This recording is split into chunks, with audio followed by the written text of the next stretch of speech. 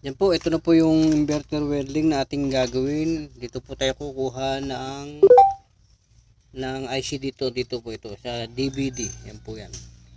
Ito po galing po sa DVD. Ito pong IC po ito yan. Yan po ang kakabit po natin. Yung 268 PN yan. Yan po ang regulator IC na kukunin po natin at gagawin po natin.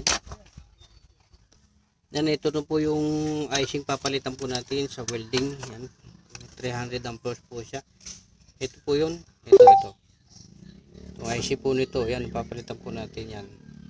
Itong regulator IC nito. Yan po, papalitan din po natin dahil ayaw po mag-power po itong welding nito. Ayaw po lahat. Yan po, subukan po natin palitan itong regulator IC nito. Yan po ang ating tatanggalin. Meron po tayo nakuha dito sa mga